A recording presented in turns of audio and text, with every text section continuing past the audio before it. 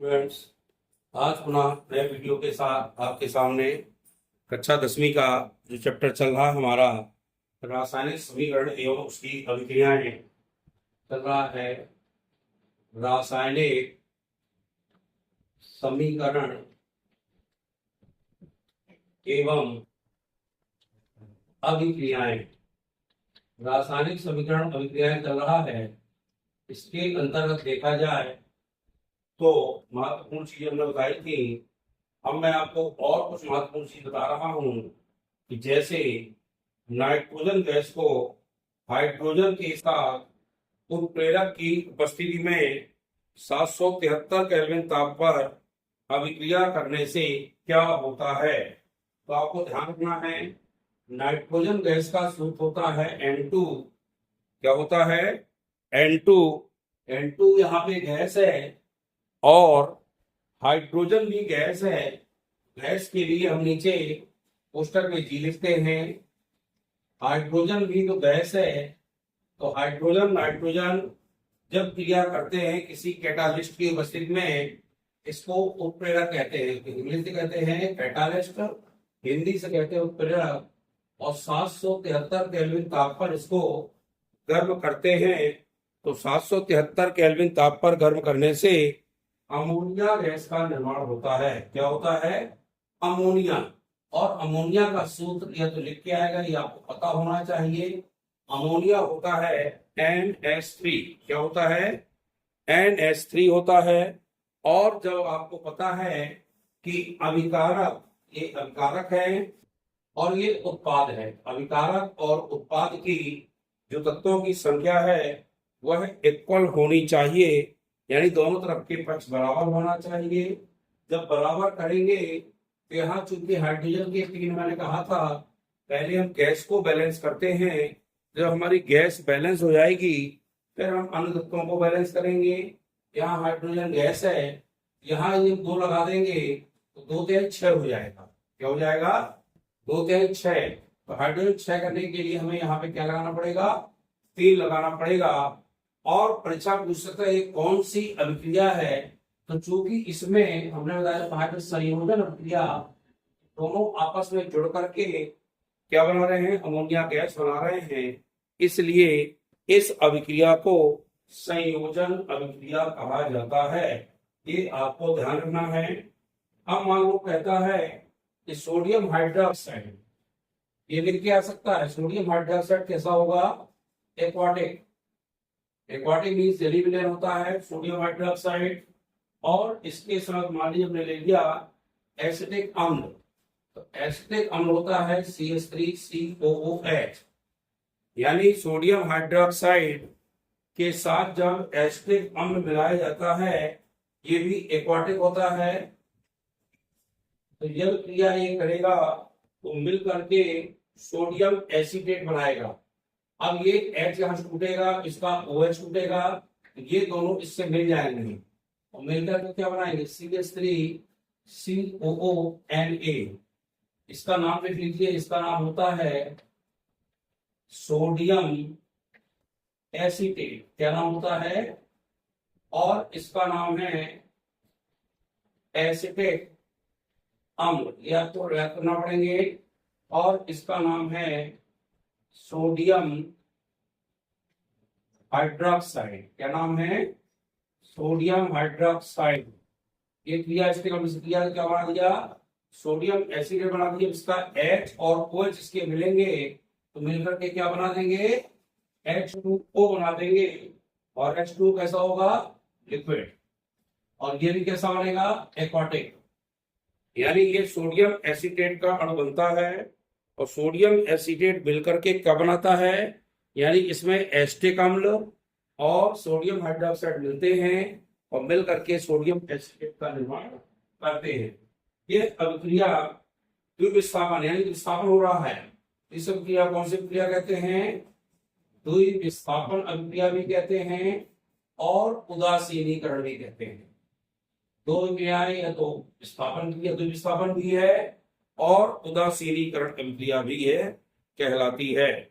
इस तरह से ये महत्वपूर्ण चीजें हैं कि जब सोडियम हाइड्रोक्साइड को एसिटिक अम्ल के साथ अभिकृत करते हैं तो सोडियम एसीटेट बनाता है।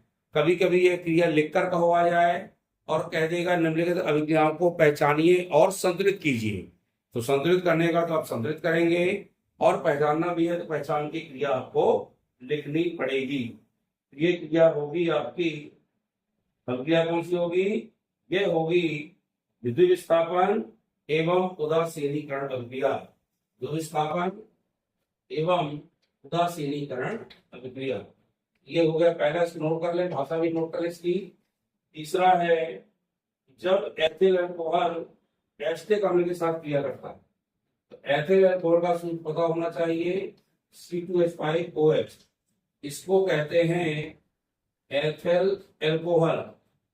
ये जब क्रिया एसिटिक अम्ल से करेगा, एसिटिक अम्ल होता है CH3COOH, ये तो होगा आपका यहाँ पे लिक्विड और ये एथिल अल्कोहल भी होगा लिक्विड। ये क्रिया आपस में होगी, फिर ध्यान दीजिए। अब ये फिर टूट जाएगा, इसका H और इसका OH, ये इससे जुड़ जाएगा और यहां बना देगा CH3COO, C2H5। इसका नाम याद करिए, इसको कहते हैं एथिल एसीटेट। ये क्या है? एथिल एसीटेट है, ये भी लिक्विड है। और आपने देखा H और OH बचे हैं तो H2O जो बनेगा यह भी लिक्विड ही होगा। अब ये क्रिया आप देख रहे हैं, फिर इसमें द्विविस्थापन हो रहा है और द्विविस्थापन के साथ एस्टर तैयार हो रहा है। इसको हम एस्टर कहते हैं। क्या कहते हैं इसको? ये एस्टर है, ये एस्टर है, इसलिए इसको कहेंगे द्विविस्थापन एवं एस्टरीकरण अभिक्रिया। क्या कहेंगे? एस्टरीकरण अभिक्रिया। द्विविस्थापन या एस्टरीकरण अभिक्रिया कहलाती है। इस क्रिया को आप ध्यान रखिए, जब हम नाम लिख लीजिए एथिल अल्कोहल को, इसका नाम लिख लीजिए एसिटिक अम्ल। क्या नाम है इसका? एसिटिक अम्ल। जब ये एसिटिक अम्ल क्या करेगा तो ये एथिल एसीटेट बनाएगा। इसका नाम भी लिख लीजिए, ना बनता हो तो इसको बनता हो कहते हैं, इसको अमोनिया कहते हैं। ये तो पता ही नाइट्रोजन, ये हाइड्रोजन, नाइट्रोजन हाइड्रोजन क्रिया करके अमोनिया गैस बनाते हैं। इस प्रकार से क्रिया होती है और वो संयोजन कहलाती है। लेकिन आपने नीचे देखा कि एथिल अल्कोहल जब एसिटिक अम्ल से अभिकृत होता है तो एथिल एसीटेट का निर्माण करता है। इस प्रकार से ये अभिक्रिया देखें। अब चौथी अभिक्रिया देख लें, एथिलीन। एथिलीन को एथिलीन भी कहते हैं। एथिलीन का सूत्र C2H4, इसका मैं पढ़ा चुका हूं पूरी, एल्केन से रही आपको। एल्कीन में ये 2 कार्बन है, दूनी होंगे, 2 दूनी 4, ये गैसेस के रूप में होती है। और एथिलीन जब ऑक्सीजन के साथ अभिकृत होती है तो कोई भी एल्केन, एल्कीन या एल्काइन कुछ भी ये ऑक्सीजन के साथ जब जलते हैं तो कार्बन डाइऑक्साइड एवं हमेशा पानी बनाते हैं। क्या बनाते हैं? कार्बन डाइऑक्साइड एवं पानी। कार्बन डाइऑक्साइड गैस है और बनता है पानी। तो कार्बन डाइऑक्साइड और पानी यहाँ बनता है, प्लस इसमें ऊष्मा उत्पन्न होती है। क्या उत्पन्न होती है? ऊष्मा। अब थोड़ा सा दोनों को बैलेंस करना पड़ेगा। यहाँ हाइड्रोजन के 4 हैं, यहाँ सबसे पहले 4 लगा दो, 2 दूनी 4 हो गए। अब C के भी 2 है तो C के आगे 2 लगा दो, 2 दूनी 4, 2 6 हो गए। कहेंगे ऑक्सीजन के, ऑक्सीजन क्या है, कितना लगाना पड़ेगा हमें? 3, तो 3 दूनी 6। इसको कहते हैं एथिलीन। इसका नाम क्या रखोगे? एथिलीन। और ये क्रिया किससे कर रही है? ऑक्सीजन से। क्या कर रहा है? कार्बन डाइऑक्साइड और पानी, ये तो आपको पता ही होगा। CO2 क्या कहलाता है? Carbon dioxide. और H2O लिक्विड यानी पानी कहलाता है। इस तरह से ये अभिक्रिया को पहचाने। ये अभिक्रिया ज्वलन अभिक्रिया है क्योंकि ऊष्मा उत्पन्न होती है और उपापचयन क्रिया है। यह क्रिया उपापचयन एवं ज्वलनशील है। कौन सी क्रिया? ज्वलनशील, क्योंकि इसमें ऊष्मा उत्पन्न होती है, इसलिए इसको ज्वलनशील अभिक्रिया भी कहते हैं।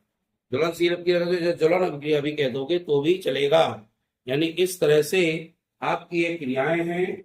इन क्रियाओं को अच्छे से देखिए और इनको बनाने का प्रयास करिए, रफ में इनको लिखिए। जब इनको रफ में लिखेंगे तब आपसे ये क्रियाएं बनेंगी।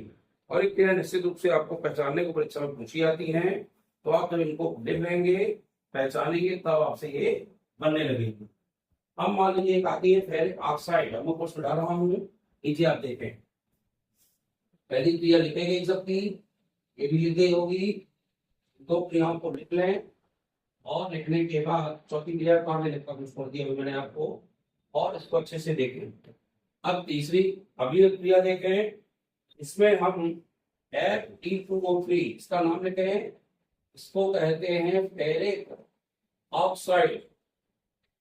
जब फेरिक ऑक्साइड क्रिया करता है एल्युमिनियम के साथ, इससे करता है एल्युमिनियम के, एल्युमिनियम कैसा होता है सॉलिड, और फेरिक ऑक्साइड भी क्या होगा सॉलिड होगा, इससे क्रिया होगी तो Al के साथ O बनेगा, और यहाँ होगा Al2O3। क्यों सा हो रहा है, Al का बैलेंस 3+ का होता है, ऑक्साइड -2, ये बनेगा Al2O3, और प्लस बनेगा Fe निकल जाएगा, और प्लस यहाँ क्या निकलेगी आपकी ऊष्मा निकलेगी, क्या निकलेगी ऊष्मा। Al2O3 भी सॉलिड बनेगा, ये भी सॉलिड बनेगा। अब थोड़ा इसको बैलेंस करना पड़ेगा, ओके यहाँ 3 है, यहाँ पर 3 है, Al के 2 है, 2 भी है नहीं, Fe के 2 है, यहाँ 2 लगा दो, यहाँ तो वही है, Al के 2 पे 2 लगा दीजिए। तो फेरिक ऑक्साइड जब एल्युमिनियम से क्रिया करता है तो ये बनाता है एल्युमिनियम,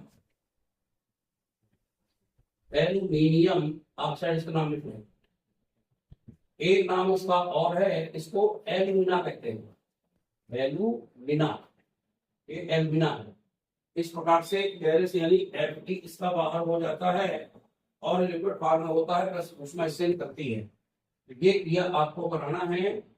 फेरिक ऑक्साइड जब एल्युमिनियम से क्रिया करता है, क्रिया करके ये बनाता है एल्युमिना या एल्युमिनियम ऑक्साइड, ये क्रिया कहलाती है उपापचयन और विस्थापन। चूंकि विस्थापन हो रहा है, Fe का क्या हो रहा है विस्थापन, इसलिए इस अभिक्रिया को कहेंगे विस्थापन अभिक्रिया, विस्थापन एवं उपापचयन अभिक्रिया कहलाती है। और इन अभिक्रियाओं को पहचानने का अच्छा तरीका है, अब इनको पहचानिए और लिखने का प्रयास करिए। अब मान लीजिए Mg की क्रिया नाइट्रोजन से होती है, Mg सॉलिड होता है, कैसा होता है सॉलिड, और ये कैसा होता है गैसेस के रूप में। जब ये क्रिया करेंगे तो Mg2N2 बनेगा, क्या बनेगा Mg2N2, और इसका नाम है मैग्नीशियम नाइट्राइड। क्या नाम है मैग्नीशियम नाइट्राइड, मैग्नीशियम नाइट्राइड, ये बन गया। ये मैग्नीशियम भी नाइट्रोजन यहाँ Mg के 2 है तो 2 लगा दीजिए, और ये चूंकि जुड़ गया, जुड़ने वाली जितनी अभिक्रियाएं कौन सी क्रिया कहलाती हैं संयोजन अभिक्रियाएं। कौन सी क्रिया कहलाती हैं संयोजन अभिक्रियाएं, तो ये संयोजन अभिक्रिया है, ठीक है ना, तो इसको आप नोट कर लें। अब मान लीजिए K की क्रिया, K एक्वाटिक है, Cl2 से होती है, तो सीधे सीधे KCl बन जाएगा, और ये भी कैसा होगा एक्वाटिक, ये कैसा है एक्वाटिक है, और ये गैसेस के रूप में है, तो KCl बन गया। इसका नाम है पोटेशियम क्लोराइड, क्या नाम है पोटेशियम क्लोराइड, इसका नाम है, नाम नोट कर लो। ये पोटेशियम है, ये क्लोरीन है, और ये क्रिया किससे विस्थापित हो रहा है Cl, ये क्रिया कहलाएगी विस्थापन अभिक्रिया। अब Cl के 2 तो 2 यहाँ लगाओ, K 2 हो तो K के आगे भी यहाँ पे 2 लगा दो, इसको विस्थापन अभिक्रिया कहते हैं। ये आप ध्यान रखिएगा, इस तरह से आपको क्रिया कराना है, और क्रियाओं को पहचानिए, कराने का प्रयास करिए। एक और बता रहा हूं मैं आपको, एथिल अल्कोहल, एथिल अल्कोहल तो C2H5 जब पीछे नाम बता दिया है, जब ये ऑक्सीजन गैस के साथ जलेगा, ऑक्सीजन के साथ जलेगा, ये लिक्विड होगा, ये जब जलेगा तो बनाएगा कार्बन डाइऑक्साइड और पानी। कार्बन डाइऑक्साइड CO2 गैस होती है, और पानी बनेगा, पानी इसको कहते हैं लिक्विड, प्लस इससे क्या निकलेगा ऊष्मा, जिसमें ऊष्मा निकलती है वो ज्वलन प्रक्रिया कहलाती है। कौन सी क्रिया है ज्वलन, ये भी ज्वलन है एवं उपापचयन है, उपापचयन एवं ज्वलन, उपापचयन ज्वलन क्रिया कहलाती है। इसको बैलेंस करेंगे। सी यहाँ 2 है, यहाँ 2 लगा दो। हाइड्रोजन देख रहे हैं, एक 5 6 है, तो हाइड्रोजन का 2 है तो यहाँ 3 लगा दीजिए। ऑक्सीजन 3 ये हो गए, 2 दूनी 4 3 7 हो गए। एक तो यहाँ पे, यहाँ 3 लगा दीजिए, तो 4 3 7 हो गए। इस तरह से ये बैलेंस हम करेंगे और बैलेंस करके इसको बनाएंगे। ये अभिक्रियाएं पहचानने का तरीका देखिए। इसको उपापचयन एवं ज्वलनशील अभिक्रिया कहते हैं, जिसमें ऊष्मा निकलेगी वो समस्त अभिक्रियाएं ज्वलनशील अभिक्रियाएं कहलाती हैं। इस तरह से आप वीडियो को देखिए और इसको नीचे वाले व्याख्यान होंगे आप लोग नोट कर लें, और नोट करने के बाद इस तरह से क्रियाओं को पढ़ते आइए और इनको लिख लीजिए। ज्वलनशील अभिक्रियाएं, उदासीनीकरण अभिक्रियाएं, संयोजन अभिक्रियाएं, वियोजन अभिक्रियाएं, विस्थापन अभिक्रिया, द्विविस्थापन अभिक्रिया, सब नीचे नोट करिए। सबकी परिभाषा में पढ़ा चुका हूँ, आप इनको प्रयास करते आइए और वीडियो को लाइक सब्सक्राइब करिए और चैनल को सब्सक्राइब करते हुए वीडियो को लाइक शेयर करें। ये आप लोग अपने दोस्तों को भेजें। बहुत बहुत धन्यवाद।